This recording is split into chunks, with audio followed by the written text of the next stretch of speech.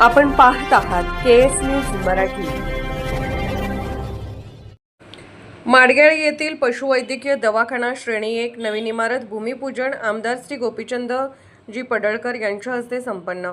जत विधानसभा मतदारसंघाचे लोकप्रिय नेते माननीय आमदार श्री गोपीचंदजी पडळकर साहेब यांच्या विशेष प्रयत्नातून मंजूर रक्कम रुपये 90 लाख खर्चून साकारला जाणाऱ्या पशुवैद्यकीय दवाखाना श्रेणी 1 माडगेळ या नवीन इमारतीचा शुभ भूमिपूजन संपन्न झाले। या कार्यक्रमास ग्रामपंचायत सदस्य महादेव माळी, उपसरपंच बाळासो सावंत, सोमण्णा हाके, विठ्ठल निकम, लिंबाजी माळी सावकार, वनप्पा माळी सावकार, एकनाथ बंडगर, सदाशिव माळी, मारुती कोरे सावकार, लक्ष्मण कांबळे, अंबाना कांबळे, माजी ग्रामपंचायत सदस्य जटलिंग कोरे, ग्रामपंचायत सदस्य शिवानंद हाके, सौरंजना हाके, सरोजनी राजेंद्र बिराजदार, संख दशरथ सावंत, गणेश इंगळे आदी मान्यवर उपस्थित होते। यावेळी आमदार गोपीचंद पडळकर यांनी काय भूमिका मांडली ते पाहूया। बरेच दिवस झालं पशुसंवर्धन दवाखाना मंजूर केला होता, पण काही तांत्रिक बाबीमुळे त्याचं भूमिपूजन होत नव्हतं। काही अडथळे निर्माण करण्याचा लोक प्रयत्न करत होते।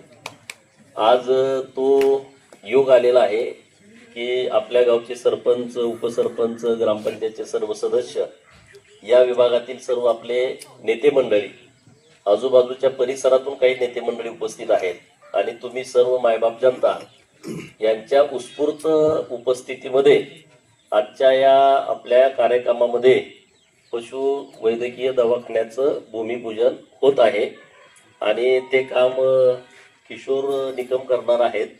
त्यांना एवढी विनंती आहे की अत्यंत चांगली देखणी इमारत आपण उभा करावी, या परिसरातील जनावरांची चांगली सोय व्हावी। आता आपल्या राज्य सरकारने एक निर्णय घेतलाय मागच्या 10-12 दिवसापूर्वी, त्याची माहिती आपल्या लोकांना दिली पाहिजे।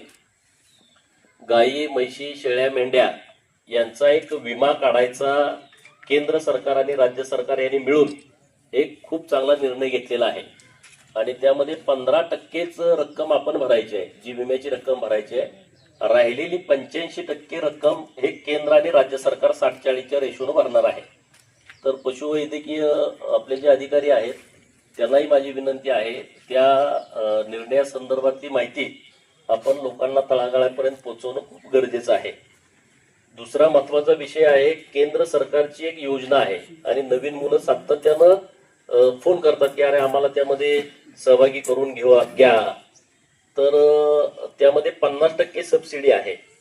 100 गायी 100 म्हशी, 200 गायी 200 म्हशी, 300 गायी 300 म्हशी, 400 गायी 400 म्हशी किंवा 500 पर्यंत, म्हणजे अशा जनावरांचा गोटा तुम्ही करू शकता आणि त्याला 50% सबसिडी हे केंद्र सरकार आणि राज्य सरकार मिळून देते। अशाच प्रकारच्या 100 शेळ्या 100 मेंढ्या, 200 शेळ्या 200 मेंढ्या, 300 शेळ्या 300 मेंढ्या, 400 शेळ्या 400 मेंढ्या किंवा 500 शेळ्या 500 मेंढ्या, असा पण एक तुम्ही प्रस्ताव करू शकता। तर त्याच्या संदर्भातली व्यवस्थित माहिती घेऊन जी काही नवीन ऍक्टिव्ह मुलं आहेत त्या मुलांच्यासाठी खूप चांगली स्कीम ही आपल्या पशुसंवर्धन खात्याच्या माध्यमातून करण्यात आलेली आहे। तर त्याची माहिती आपण लोकांना द्यावी। आता दुधाचे दर पण वाढायला लागलेले आहेत।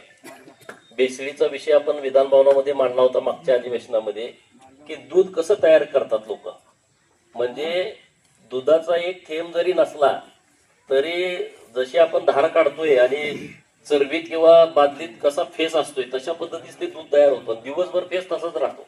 लोकांवर त्याला आत्ताच काय म्हैशीचं दूध काढले का काय, आणि मग त्याच्यानंतर चांगले अधिकारी त्या खात्याला आले आणि आता राज्यभर भेसळीच्या संदर्भामध्ये ती दुधाचीच नाही अन्नामधली पण भेसळ मोठ्या प्रमाणामध्ये आता थांबतीये।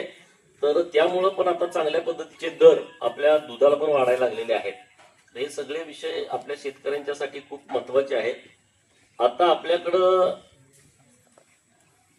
एल निनोमुळं जो प्रश्न निर्माण झालाय, केएस न्यूज मराठी चॅनलला लाईक करा, शेअर करा आणि सबस्क्राईब करा।